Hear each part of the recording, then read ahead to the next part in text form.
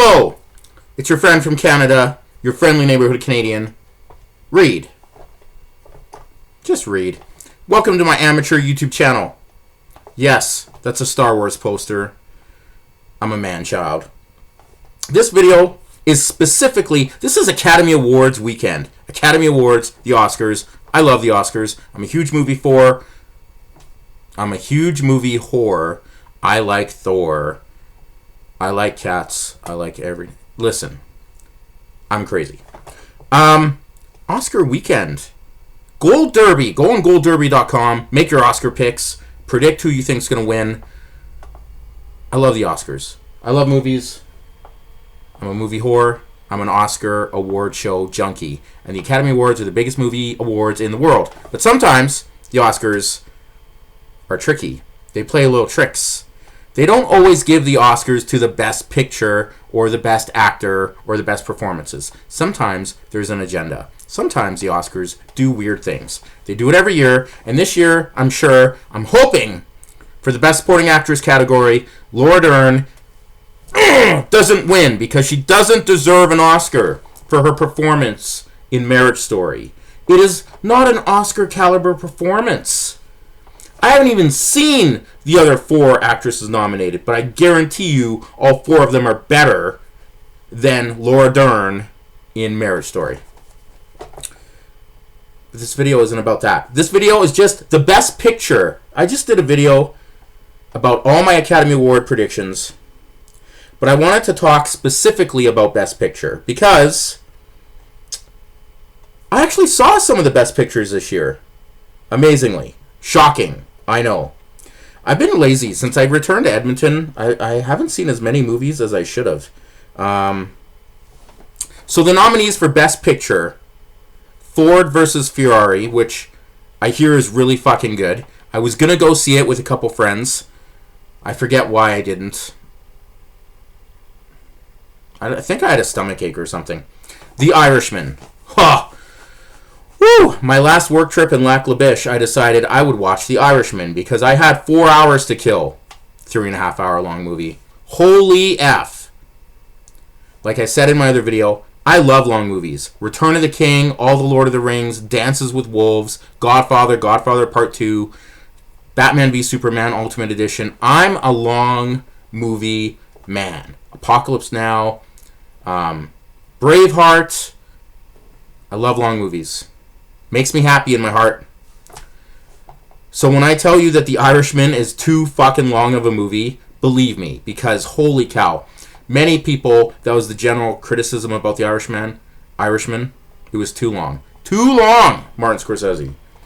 So that's nominated for Best Picture. Jojo Rabbit, movie I'm never going to see, but I hear lots of people like it. Joker, a movie I did see opening weekend. Amazing. Thought-provoking, powerful, dramatic, intense movie. Little Women, man, seriously. They remake this movie every decade. Seriously. When I think Little Women, I think Winona Ryder in like 1994 or something. They remake this all the time. And all the time it gets nominated for Oscars. Ugh. Marriage Story. Saw that on Netflix. That is the most anti-marriage movie I've ever seen in my life. Holy cow. If you're an American, never get married in California. Ever. Ever. And if you're an American, don't get married and move states. Like, holy cow. Complicated. Marriage Story is the movie to watch if you want to convince your girlfriend or your boyfriend to never get married. Oh my god. Yeah, some good acting. But, okay. 1917, Once Upon a Time in Hollywood, and Parasite. Foreign language movie. I'm never going to see it, but apparently it's really good. So those are the nominees for Best Picture. The 2020 Oscars. Now, the 2020 Oscars are for the 2019 cinema year of movies. That's just how it does. Think of like, yeah. So I'm picking 1917 by Sam Mendes to win Best Picture. I recently just saw 1917, and it was pretty...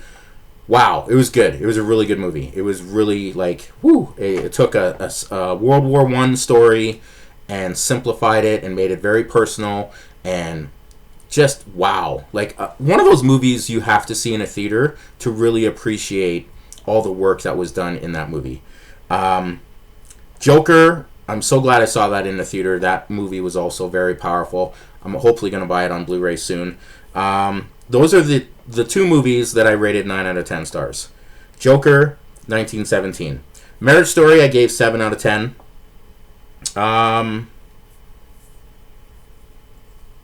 The Irishman, I think I gave it 6 out of 10. But fuck, there's so much in that movie that should have been cut. And you know what movie I'm shocked that isn't on the Best Picture list? The Two Popes. Because I saw that as well. Thank you, Netflix. Jonathan Pryce is nominated for leading actor or best actor, and Anthony Hopkins is nominated for best supporting actor. The Two Popes, man, was really good. I gave that a 7 out of 10 too, I think. I'd have to double check my IMDb scorecard. But yeah, Once Upon a Time in Hollywood I do want to see, but I'm anti Quentin Tarantino. I think he's vastly overrated, especially on the internet. Internet douchebags. Same like Zack Snyder tards. Parasite I'm never going to watch.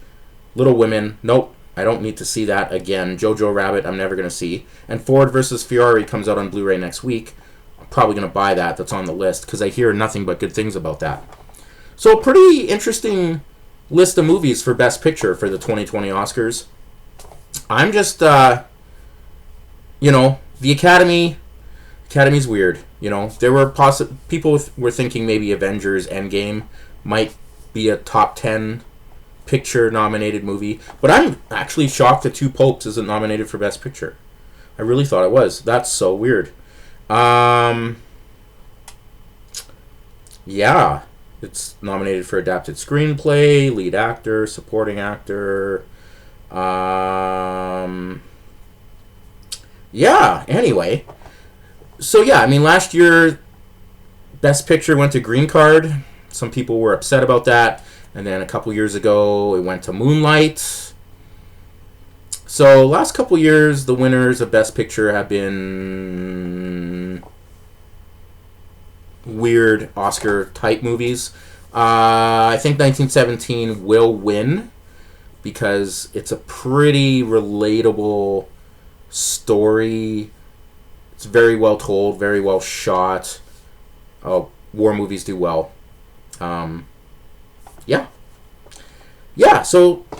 I just wanted to do a quick video about the Best Picture nominees for the 2020 Academy Awards because I actually, was able to see some of them.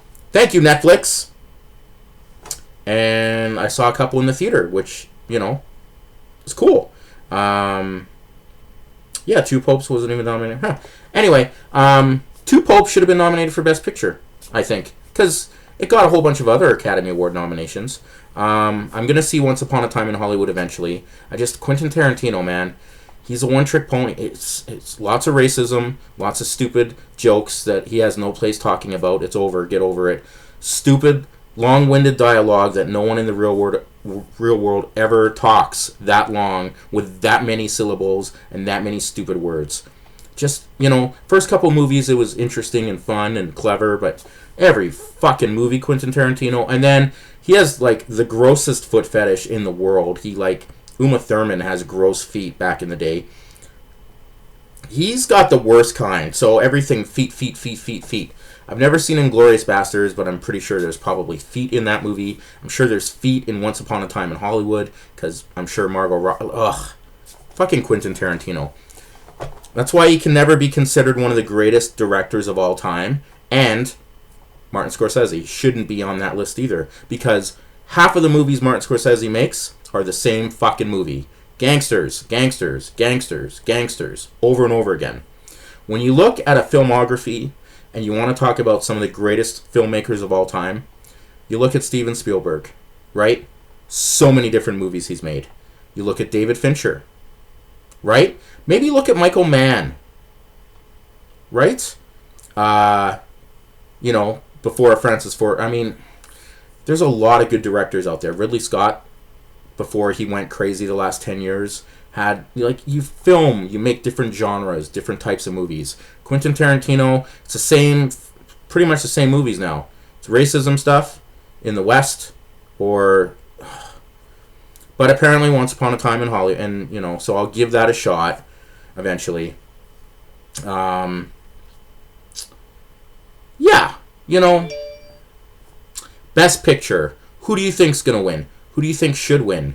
There are some Hollywood pundits who think Parasite might pull off an upset. There are some people who think Joker could pull off an upset. I guess we'll see tomorrow. Academy Awards are Sunday, February 9th.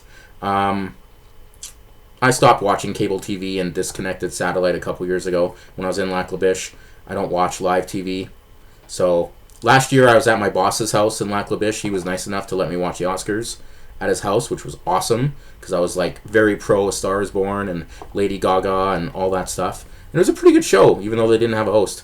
So this year, I don't know. But it's cool the Oscars don't have a host. And yeah, Best Picture, 1917. That's my pick. But it would be nice if Joker upset and somehow won. Just wanted to do just a quick video just about the 9 nominees. 9 nominees? 9 nominees. 1, 2. Let me double check because 1, 2, 3, 4, 5, 6, 7, 8, 9. Thank you, The Dark Knight. The Dark Knight rule for Best Picture, forever changing Academy Award history, because in 2008, the Academy Award didn't nominate The Dark Knight for Best Picture or Christopher Nolan for Best Director. And there was so much outrage, deservingly so, that the very next year, the Academy's like, we can nominate up to 10 films. The Dark Knight rule, that's when you know you're the most important, best superhero comic book movie of all time. When you change the Oscars. Dark Knight, best superhero comic book movie of all time. Anyway, Best Picture, who do you think's going to win? Give me your predictions. And have a wonderful day. Subscribe to my amateur YouTube channel. Tell a friend. Watch the Oscars. Have a great day. Cheers.